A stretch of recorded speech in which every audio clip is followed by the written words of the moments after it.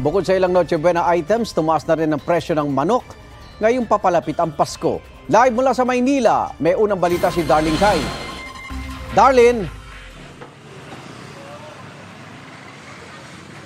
Igan, 10 hanggang 20 piso ang itinaas sa presyo ng kada kilo ng manok dito sa Trabaho Market sa Maynila. Sabi ng mga nagtitindang nakausap namin, asahan daw ng mga mamimili ang tuloy-tuloy na pagtaas niyan sa mga susunod na linggo dahil papasok na ang holiday season. Mula sa dating 160 hanggang 170 pesos, 180 hanggang 190 pesos na ngayon ang kada kilo ng karneng manok dito sa Trabaho Market sa Maynila. Mataas nga kasi nung nakaraan magkano lang ang kuha namin, ngayon mataas na. Ano pong masasabi niyo? Sobra, wala nang binaba, lahat na lang mataas na. Yan din ang hinaing ni Marlene na namimili naman para sa kantin sa isang public elementary school. Hindi naman daw sila pwedeng basta magtaas ng presyo dahil kawawa naman ng mga bata. Dapat nga bababaan po. Kasi sa hirap ng buhay ngayon po.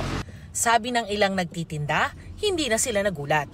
Ganito raw ang karaniwang nangyayari kapag papasok na ang holiday season. Hindi ko po alam kung sa klima o sa ano. Basta lagi pong magde-December. Sanay na po kami doon kasi lagi pong ganun. Na tumataas po pag magde-December. At base raw sa kanilang karanasan sa nagdaang mga taon, unti-unti pa raw tataas yan sa mga susunod na linggo. Unti-unti na yan hanggang magpasko na yan. Patasan ng pataas. Abutan na naman ng 200 kilo niyan. Katulad nung nakaraan.